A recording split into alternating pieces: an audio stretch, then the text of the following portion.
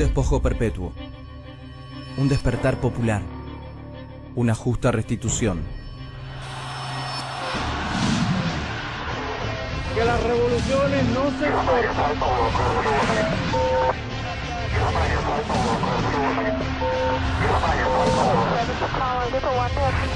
Está América de color.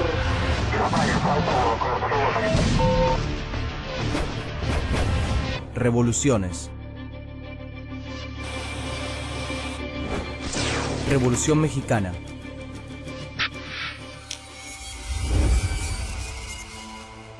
(1856) La Ley Lerdo. Consumada su independencia en 1824, México sufre décadas de inestabilidad política y económica. La población de México es de cerca de 7 millones de personas, de las cuales 5 millones son analfabetos y pobres. Solo 800.000 son letrados. En 1856, los liberales dominan la escena política con Benito Juárez a la cabeza y dictan una ley controversial.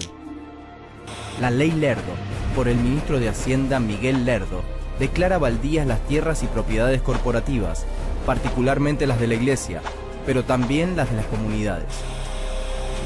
Esta ley busca restar poder a la Iglesia. Sin embargo, con el tiempo, también los indígenas y los campesinos pierden sus tierras en manos de nuevos hacendados. Se modifica la composición social de México. La Ley Lerdo produce nuevos hacendados grandes y pequeños, una incipiente burguesía, rancheros y una masa de campesinos, algunos sin tierra, algunos desplazados hacia la pobreza de la ciudad. 1876. Nace el Porfiriato. En 1871, Juárez gana otra presidencia, aunque esta vez sus rivales, Lerdo y Porfirio Díaz, sospechan que ha habido fraude. Porfirio Díaz es un general con ambiciones políticas a quien Juárez ya había derrotado en la elección anterior. Nombre: José de la Cruz Porfirio Díaz Mori. Lugar y fecha de nacimiento: Oaxaca de Juárez, 15 de septiembre de 1830. Origen social: clase media baja. Oficio: militar. Datos destacados: concentró el poder por más de 30 años. Díaz prepara junto a sus seguidores y aliados un golpe para derrocarlo, pero el destino le gana de mano. Benito Juárez muere. Lerdo asume como presidente interino, expulsa las órdenes religiosas, sube los impuestos y genera enemigos.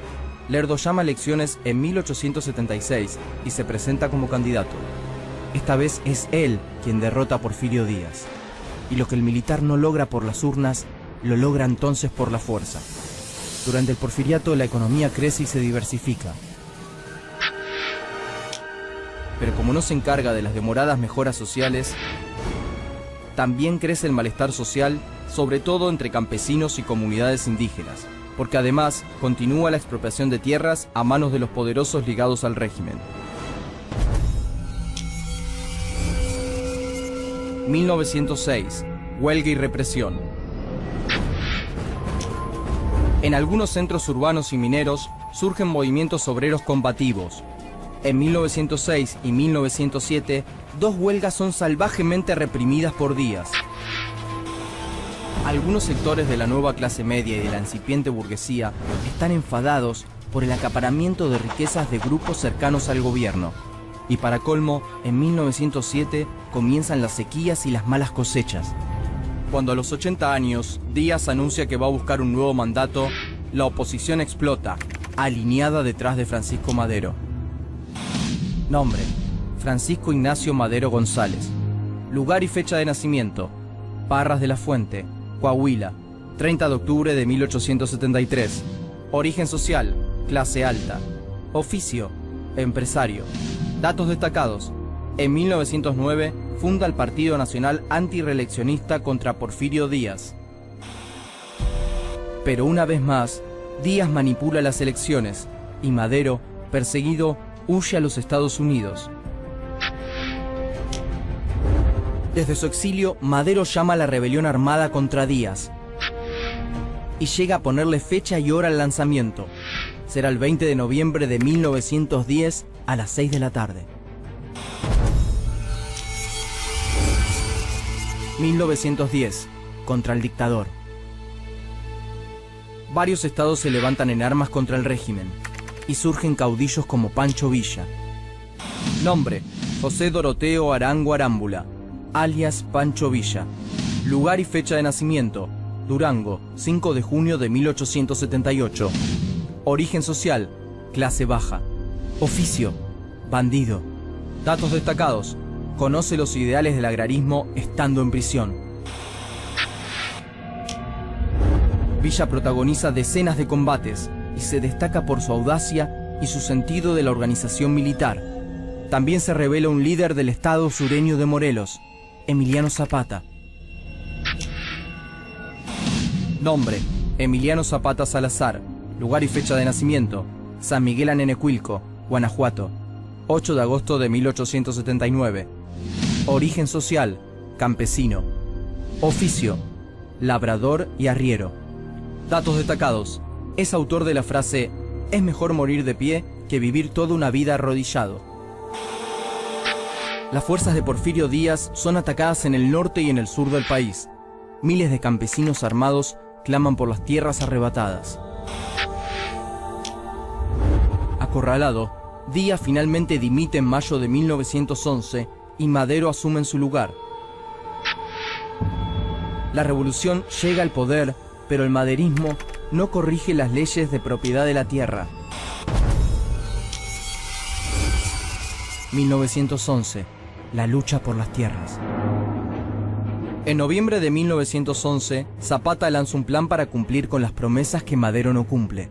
Zapata implementa el plan de Ayala y expropia las tierras de los hacendados caciques y burócratas del porfirismo. Y durante 1911 y 1912 se enfrenta con el ejército federal de Madero. Son combates sangrientos, donde reinan los desmanes y los incendios. 1913. Norte de México. Desde Chihuahua, Pancho Villa comanda otro ejército irregular, la temible División del Norte. En 1913, asola y ocupa varias ciudades. Mientras, un golpe de Estado instala al conservador Victoriano Huerta como presidente.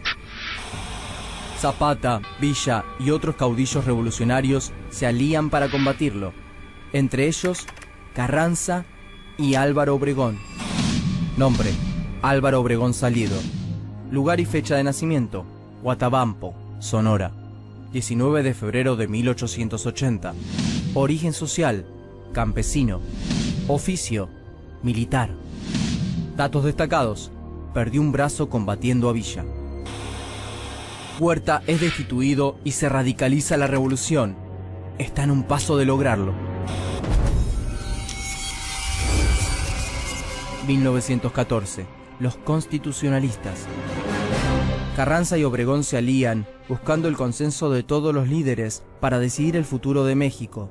Pero Pancho Villa y Emiliano Zapata desconfían de Carranza y continúan luchando por su cuenta. Villa y Zapata llevan el grito de tierra y libertad, que se multiplica por todo el territorio mexicano. Pero el ejército constitucionalista de Carranza y Obregón está más organizado y equipado. Derrota a Villa en 1915 y a Zapata en 1916. Y Venustiano Carranza es nombrado presidente.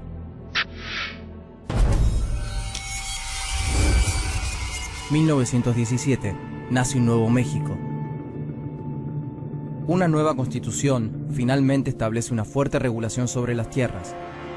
Pero Carranza no emprende reformas sociales importantes. Asesina a Zapata en 1919 y Villa se recluye en Chihuahua. Con el tiempo, Álvaro Obregón se diferencia de Carranza y apoya reivindicaciones de obreros y campesinos. Obregón, principal candidato a la presidencia, asesina a Carranza en 1920. Se cierra con sangre el periodo de las guerras civiles revolucionarias. 1920. La paz. Cerca de 1 millón de mexicanos ya han perdido la vida. Obregón normaliza la vida institucional y reordena la economía, mejora la educación pública y le da un intenso apoyo a las artes. El agitador, por Diego Rivera, 1927.